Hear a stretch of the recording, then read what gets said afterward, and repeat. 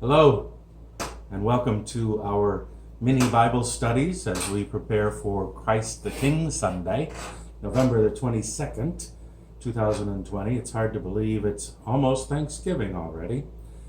Today is the 16th, and we will be looking at the first reading for Christ the King Sunday, which comes from the prophet Ezekiel in the 34th chapter. Some selected verses, 11 through 16, and then 20 through 24. So let me read the introduction for you, and then the text itself, and then share with you some thoughts that I've gathered. Because Israel's king proved to be bad shepherds, Ezekiel declares that the Lord will assume the role of shepherd in Israel. The Lord will also set over them a shepherd Messiah, my servant David, who will feed and care for the people. Thus says the Lord God, I myself will search for my sheep and will seek them out. As shepherds seek out their flocks when they are among their scattered sheep, so I will seek out my sheep. I will rescue them from all the places to which they have been scattered on a day of clouds and thick darkness. I will bring them out from the peoples and gather them from the countries, and will bring them into their own land, and I will feed them on the mountains of Israel, by the watercourses, and in all the inhabited parts of the land. I will feed them with good pasture, and the mountain heights of Israel shall be their pasture. For they shall lie down in good grazing land, and they shall feed on the rich pastures of the mountains of Israel. I myself will be the shepherd of my sheep, and I will make them lie down, says the Lord God. I will seek the lost, and I will bring back the strayed, and I will bind up the injured, and I will strengthen the weak, but the fat and the strong I will destroy. I will feed them with justice. Therefore, thus says the Lord God to them, I myself will judge between the fat sheep and the lean sheep, because you pushed with flank and shoulder and butted at all the weak animals with your horns until you scattered them far and wide. I will save my flock, and they shall no longer be ravaged, and I will judge between sheep and sheep. I will set up over them one shepherd, my servant David, and he shall feed them. He shall feed them and be their shepherd, and I, the Lord, will be their God, and my servant David shall be prince among them. I, the Lord, have spoken. Here ends the reading. Finally, we are past the weeks of the doom and gloom prophecies from Amos and Zephaniah.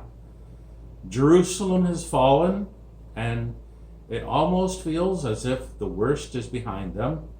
Certainly the problems have not disappeared, although they are at a point where things can only get better. You know, when you hit rock bottom and you start to think, well, it's got to get better from here. Have you ever felt like that?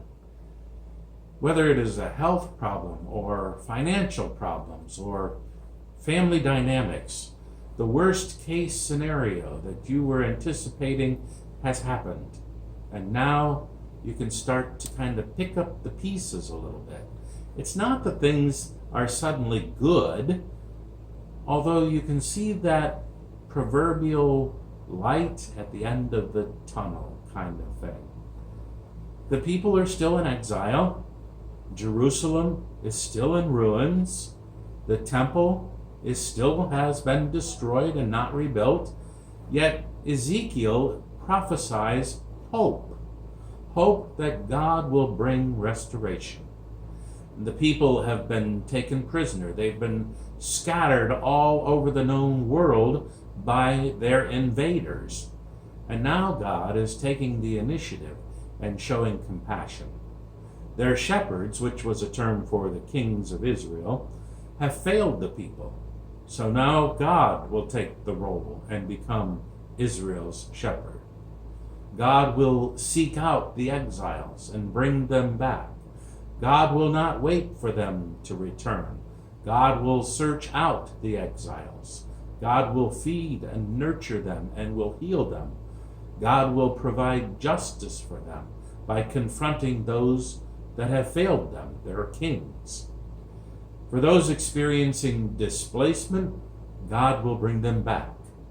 For their misery, God will nurture and feed them. For their hurt, God will heal them. For their neglect and mistreatment, God will vindicate them.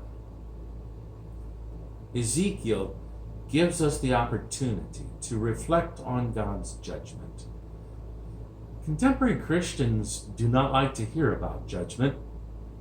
We naturally resist the notion that we need to be judged.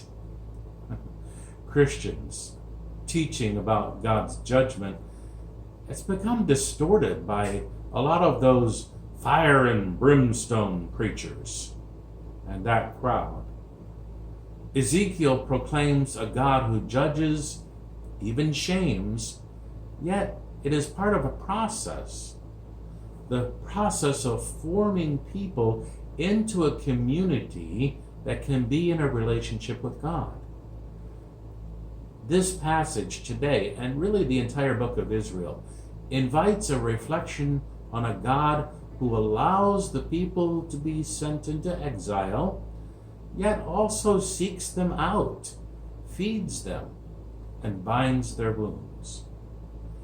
Ezekiel assures us that God does not make judgments based on cruelty or unreasonableness or some kind of pettiness or some kind of vindictiveness.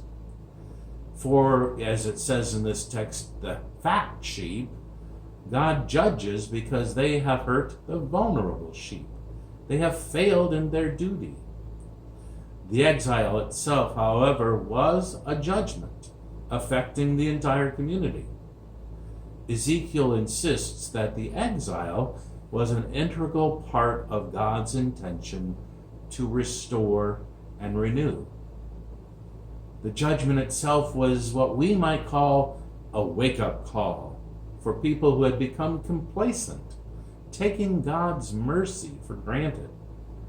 Something like the person thinking that it's okay to go ahead and commit that sin because God's going to forgive you anyway. I mean, that's God's job, isn't it? To forgive people their sin? That's what Dietrich Bonhoeffer called cheap grace, where we know we're committing a sin, we choose to commit a sin, expecting God's just supposed to forgive us anyway, right? Cheap grace. Although Ezekiel considers the exile a step in God's program of renewal, the text does not support the idea that all suffering is part of God's plan. We shouldn't really go there. The exile happened because of the entire people's sin. Yet it would be a mistake to assume that all suffering derives from punishment for sin. Ezekiel announces that God cares and offers healing. We cannot, without a specific vision of prophecy, say that God will change the circumstances of all those who need a new situation. Nevertheless, Ezekiel gives support that God cares, and he cares about those who feel like they are in the wrong place. God notices. God reaches out. God offers care to those who were hurt by the failings of the shepherds, their kings, those who are in positions of authority. Yes, God did create the world, and some will argue then that bad people were created by God, so it's God's fault. I think that would be kind of a stretch from someone who just wants a reason to blame God for everything. God does bring healing from the hurt of the world that God created. That is how God and Jesus Christ reign or rule in the kingdom. Thank you for joining me again today as we prepare for Christ the King Sunday, which is the end of the church calendar in the Lutheran Church. So I hope you have a good rest of your day if you're listening to this in the morning as I'm recording it. Take care. God bless.